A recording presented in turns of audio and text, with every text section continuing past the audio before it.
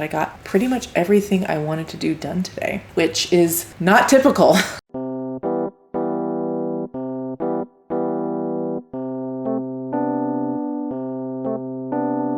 Hello everyone, and welcome back to my channel, Just Another Struggling Writer, the beleaguered author's one-stop shop for commiseration and hopefully inspiration. My name is Carrie Scher, and I am just another struggling writer. Today is the start of another reading vlog, and not just any reading vlog, a new kind of reading vlog for my channel. I have been thinking about some shakeups that I want to do to my content, and one of those shakeups is changing the way that I do reading vlogs. In the past, I would wait for a perfect weekend where I didn't have any distractions to sit down and document a weekend of reading, usually about 48 hours, and that hasn't really worked out for me so good. I'm always finding something to distract me from reading, and it just ends up being, a little bit different from what I anticipate. So what I would like to start doing, and what I'm going to start doing today, is week-long reading vlogs on a regular basis. That way I can get kind of on a more regular content schedule, and I can document more of my reading throughout the year. So for this week, I've got 3 books that I'm going to try and complete. If you remember from my May TBR video, I'm trying to get between 13 and 16 books finished this month, and I've already finished one, and I've gotten about 30% of the way into another, but then I had to return it to the library, so that's going to come back to me and I'll try and finish it later. But for this week, what I'm going to be focusing on are these 3 books. First, So Let Them Burn by Kamilah. This is a YA Jamaican-inspired fantasy dragon book, and I didn't know that it was a dragon book at the time that I filmed my TBR video earlier this month, but that makes something like 4 dragon books on my TBR, but it's okay. I'm really excited about it. I've been looking for a dragon book. The second book that I'm going to try and finish is The Jasad Heir by Sarah Hashem, and I actually started reading this like 2 months ago, and then it was one of those things where I borrowed it from the library, got distracted, sent it back. But I recently saw Reagan from the Peruse Project talk about how it's a very slow burn enemies to lovers, and that is right up my alley because I often feel like these romanticises that claim to be enemies to lovers aren't really. So I thought that I would take another look at it, and it would break up the YA part of my TBR really nicely since I do have a lot of YA on my list this month. The third book I'm going to try and finish this week is Gideon the Ninth by Tamsin Muir. I got about 30% of the way into this last month and just ended up being too distracted. As you may recall, April was a terrible reading month for me. I ended up finishing 4 books, but as we were coming into the last week of the month, I'd only finished 1 and DNF'd another. So I really did love what I read from this book. The writing style is really funny. The characters they may not be likable, but they're rootable. And just the setting is really interesting. Science, fantasy, necromancers in space. You've all heard the tagline. So I'm going to try and knock this one out towards the end of the week once we get into the weekend. For my first update, I have actually already started So Let Them Burn by Kamilah, and I have to say I'm only 10% of the way in, but I see the vision. The first thing that really struck me about this book was that the main character is 17, but she does not behave 17. She behaves much younger. She's kind of petty and kind of like this kind of wild child who doesn't seem like she is about to enter adulthood at all. She seems very much stuck, this younger version of herself. But as we read on, that actually doesn't bother me. It actually makes a sort of sense because early in her life, around like 11 or 12, she was actually the chosen one, chosen by the gods to save her country. And she did. That's in the past. And so at such a tender age of like 11 or 12, she was a national hero, a symbol, a freedom fighter against her colonizer oppressors who were laying waste to her country. And even though that is in the past, she kind of got stuck there in terms of maturity, I feel like. And I feel like that is very well portrayed. It's really, really fascinating to see what happens after the Chosen One, like, does the Chosen One things. I really love that as a concept, and I'm really liking the writing style so far. Again, I'm not too far into it, only about 10%, but what I have read, I have really liked. So I'm going to read a little bit more of that this evening, and then I will check in with you throughout the week as I read more of all 3 of these books. Hey y'all, just a quick update for you. I am now to about the 30% mark of So Let Them Burn by Kamilah Cole, and I'm still really enjoying the character dynamics. I'm not so sure about the plot yet. I think the background of the, rebellion fighting off the colonizers, and I really love the central conceit of, like, the aftermath of what happens to the Chosen One after they've completed their destiny. I really love that part of it. And I love, that kind of background history. Like, it's not about the war itself. It's about what comes after the war and trying to navigate peace, even though it might not necessarily be popular. And what I find most fascinating in all of this is the characters. I love that the main character, who was this Chosen One type figure, is kind of stuck in this snapshot of her past because she was forced to grow up so quickly and be so much to so many. Not only was she the Chosen One with all the powers that come with it and all of the responsibilities come with it, but she's also a symbol to her people. And that's what she's dealing with now, is she's completed her destiny. She helped fight off the colonizers and regain independence for her country. But that's, she was just a kid, and now she's growing into an adult, but she's kind of stuck in that maturity of where she was when she had to grow up. And a lot of her mindset and a lot of her prejudices are stuck in that snapshot in time where she was forced to become this Chosen One. And just seeing that dynamic is really, really interesting and good. And then I especially love the Queen character, who was hidden away as a baby to protect the bloodline and protect, her coming into the throne. So she was 16 when they came to get her, and she thought that she was just another commoner, but she had to assume leadership of this country. And seeing her dynamic with the main character, Farron, is really, really interesting because they both had similar upbringings and they both had similar, situations where they were thrust into this position of leadership and importance. But Farron got to go home afterwards and try to resume a normal life, whereas the Queen was the Queen, and she was given this responsibility of this entire country that now has its own independence, and yet they're undoubtedly in a position of weakness because they've always been colonized by one power or another, and no one has ever taken them seriously, and everyone covets their resources. And so I really have empathy for that character. I wish we had her POV, but we don't. But I just find her to be the most fascinating so far, and trying to navigate things that are politically unpopular, but ultimately the right thing to do for the long-term safety of her people. The main thrust of the plot is just about to kick off, and I don't know that I love where it's going. I'll just have to see how it plays out. But for the most part, it's the way the characters are interacting with each other, their histories, and just their dynamics. That's what's really driving the story for me, is all of those things, not so much the plot itself. So we'll have to see where the plot goes from here. Like I said, I'm about 30%, and I can kind of see where the threads are starting to go, and I don't know that I love it, but we'll just have to see. So that's where I'm at with that. I was hoping to have it finished today, but it just didn't work out that way. So we'll see maybe about finishing it tomorrow. But that is my update for you. Still really enjoying it. And as far as it being YA goes, I don't even mind it that much because, again, the main character is all 3 of the characters, actually. The main character, Farron, her sister, Alara, and then the Queen, Aveline. They were all children, and not just teenagers. I mean, the Queen, Aveline, was the oldest at 16.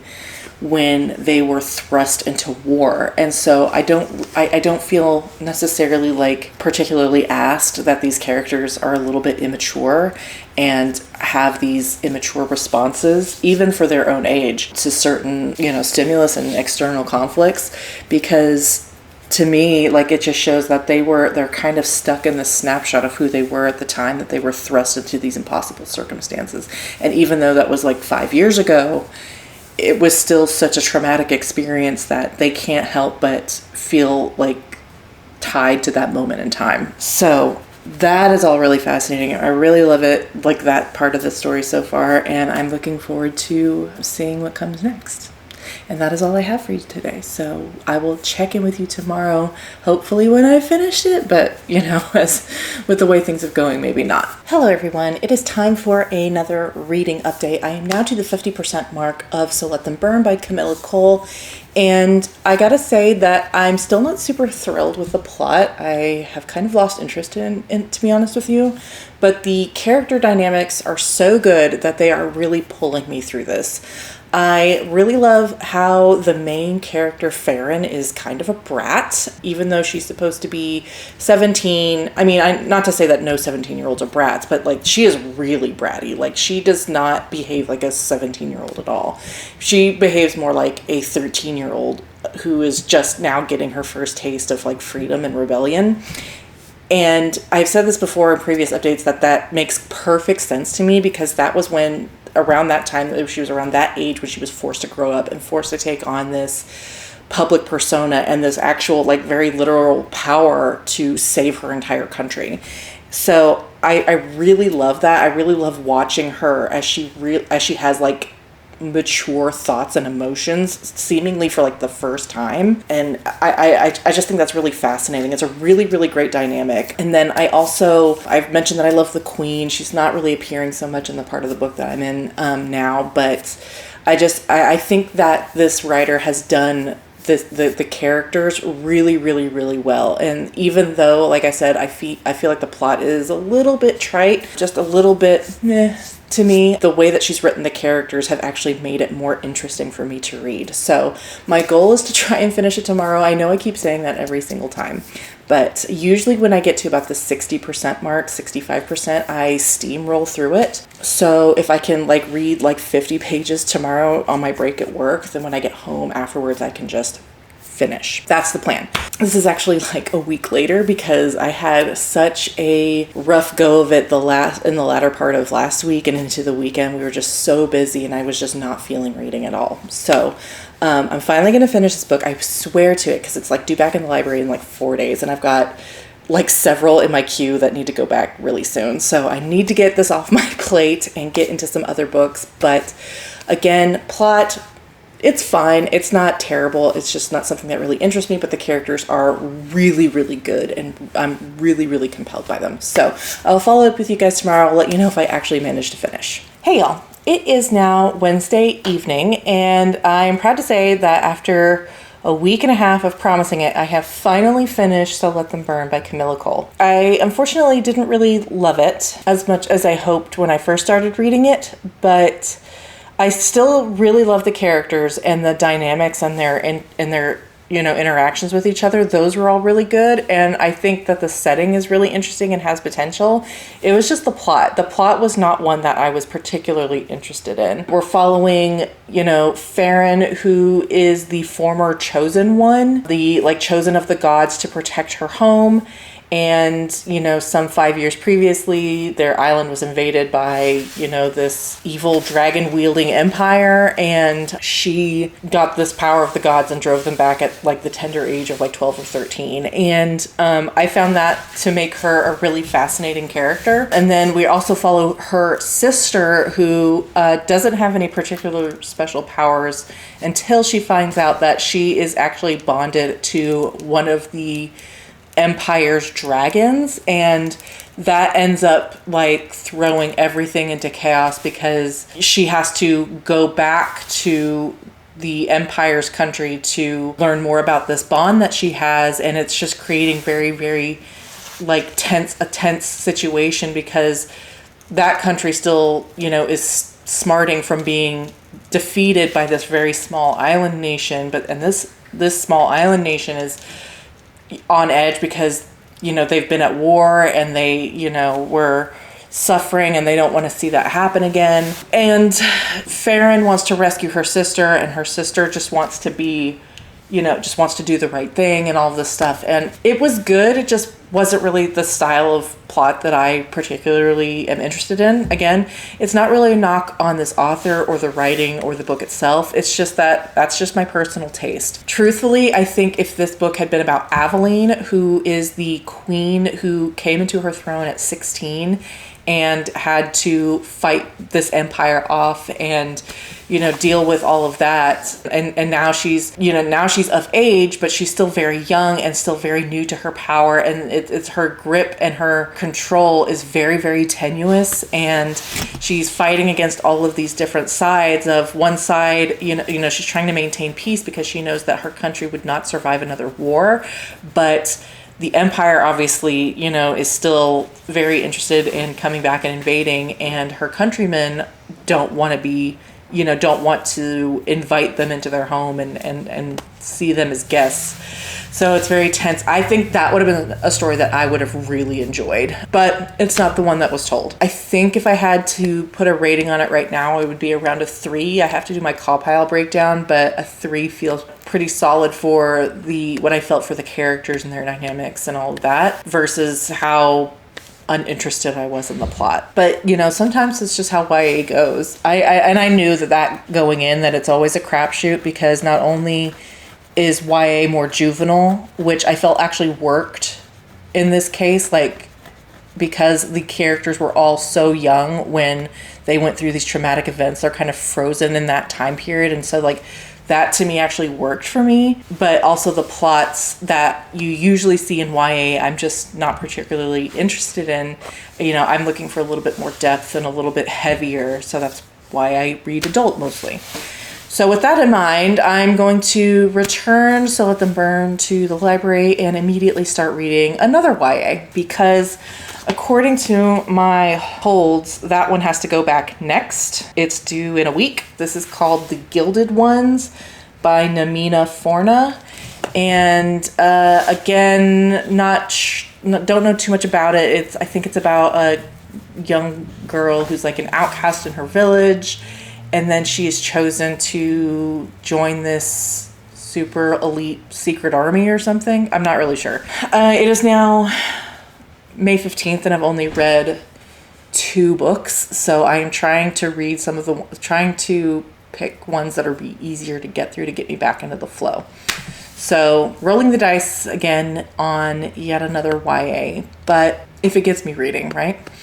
So that is it for So Let Them Burn. I will probably start The Gilded Ones in the morning, and I will check in with you once I have gotten a little bit into it. Hey y'all, it is now Thursday the 16th of May, and I have a reading update for you. As promised, I have started The Gilded Ones by Namina Forna, and I'm about 25% of the way through it, and I can already say that I'm liking the plot of this book more than So Let Them Burn, but I'm not as attached to the characters.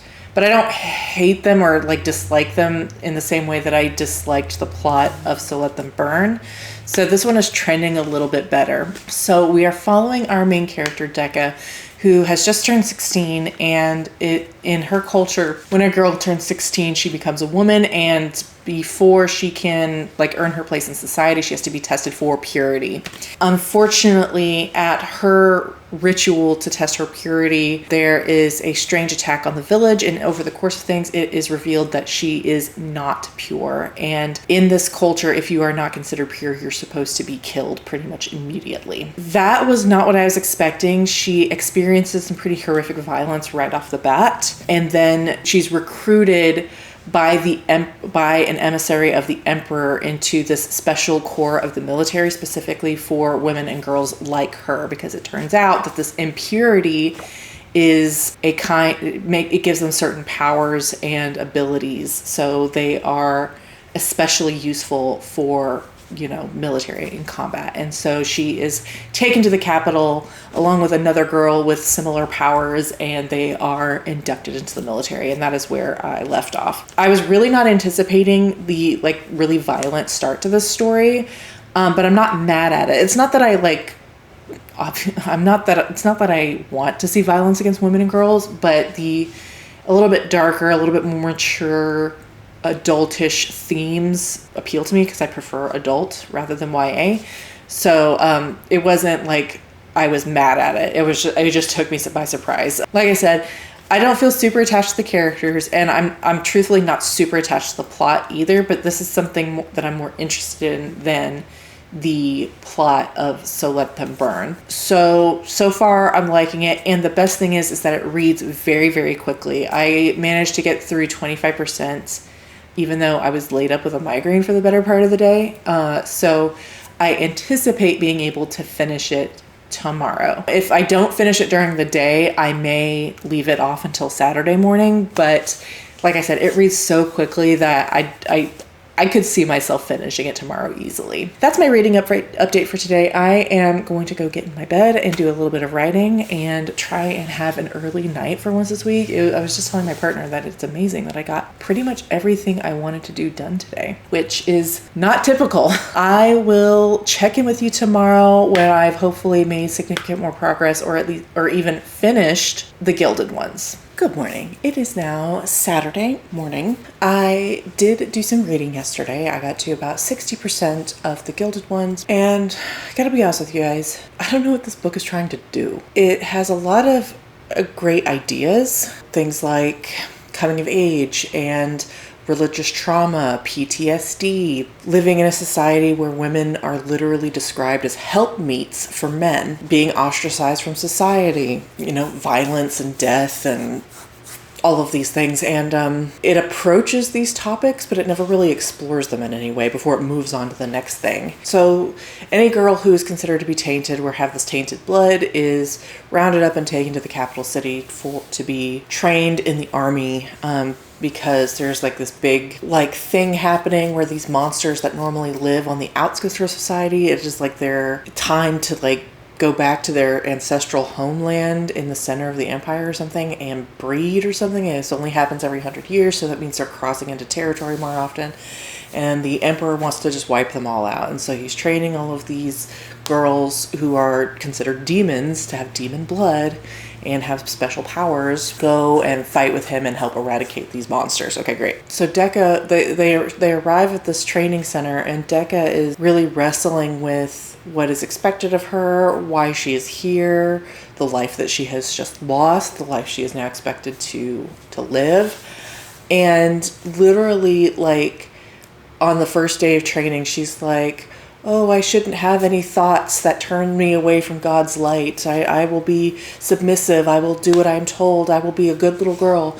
And then there's a time jump of 3 weeks, 2.5 weeks. And when we are next in her head, she's telling all the other girls, no, we should be proud of who we are. We are demons. Let's make a pact to each other to be proud of and all this stuff. And let's show up these boys. And it's just so all of that character development, the traveling from, I am going to be submissive to God's will, and this is what he has decided I am, and to, no, we should be proud of being demons, first of all, happened over the course of 2 weeks and off page. And then there's just so many things happening. There's a romance developing and all of this stuff. And I'm at the 60% mark. And the only significant thing that has really happened is she just got a pet. And it's just we don't have time for this. Where's the story going? What are you trying to do? I'm at 60%. I still have no idea what the climax is going to be, what the final battle might be of this particular story, because they've only been in training for a month. And it's not time yet to go to war. And her teachers are trying to train her specifically because she is special even among the other Alaki, the demon girls, because she has a specific power to control the monsters that they're fighting.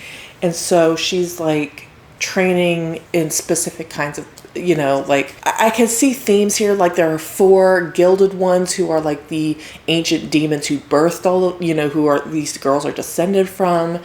And then like her teachers like pick Decca and 3 other girls to be a part of the special unit, and I can see like, oh, this is going to parallel the goddesses, but it's never mentioned.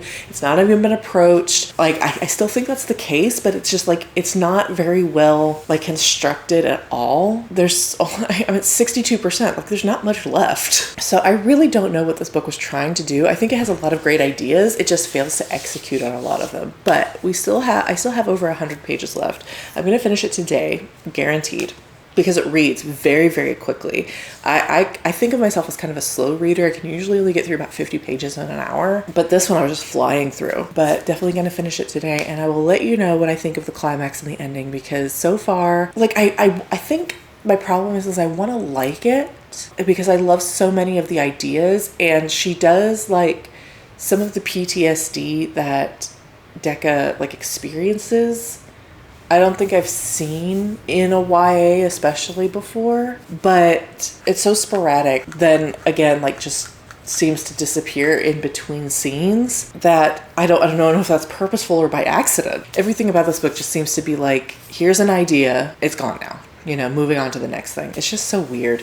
So, like I said, I will finish up and let you know what I think. Hello everyone, it is now Sunday morning, and as promised, I finished the Gilded Ones last night, and my opinion didn't really change over the last 40% from what I said yesterday. This book has a lot of ideas that it just fails to execute on pretty much all fronts. And the sad thing is I think that the crux of the plot is something I'd be really interested in, but there were just so many ideas that were just introduced and then cast aside for the next idea. I still don't understand why like the pet was introduced so late and became so integral to her like thoughts and feelings. And it just seemed like there wasn't a lot of connective tissue between each idea. And so it really made this book feel really just chaotic and confused and almost purposeless. Like I knew what the purpose was, but then there's this twist at the end that isn't really a twist if you're paying attention. And even then I felt like that could have used more thought and care and you know, on-page screen time. Yeah, it was just messy. That's the only way I can describe it. It was very messy. And like I said, which is sad because like what kept me reading, even though I wasn't really like feeling it, is the fact that I think that the plot is good at its base, at its core, at its very heart. There's a good plot there, but there were just so many like side ideas. I wouldn't even call them side plots because there wasn't really a side plot, but like ideas that were never given enough time to breathe or be really expounded upon. It was 419 pages of just like rapid transit from one idea to the next with a very vague idea of where the ending was going to be. So I know this is a full trilogy. I probably won't continue. I feel like this first book wrapped up all the questions that I had, and I don't need to read the next two, which is again a shame because I like the world, I like the lore of the Gilded Ones, I like the idea of these women and girls who have been told that they're demons their whole lives, kind of fighting back against that oppression. I just don't have the trust that anything else will be executed very well. So I think I'm probably going to give this one a 2.5 out of 5. Yeah, because I did like the thoughts that went in. I like the premise, but everything else was just not my favorite. So sad to say. So yeah, both of these YA fantasies turned out to be a little bit of a disappointment, but it is what it is, you know, and it could be that, you know, people who like YA think differently about this book. I'm not a YA fan. I've said that at the beginning. So the juvenile, less deep writing is always going to be something that knocks it down a peg for me. But this, I think, took it to another level entirely. So yeah, that wraps up this reading vlog. Next week, I am looking at starting The City of Dusk by Tara Sim and The Jasad Air by Sarah Hashem. Those are the two books I'm going to try tackling this coming week. Those are going to be a little bit longer so I don't anticipate getting more than those, but that's what you can look forward for next week's reading vlog. For now, thank you so much for watching. I so appreciate it. If you like my content, please consider liking and subscribing. I have all my links below, including my Ko-Fi link if you want to support me in that way, and I will see you in my next video. See you then.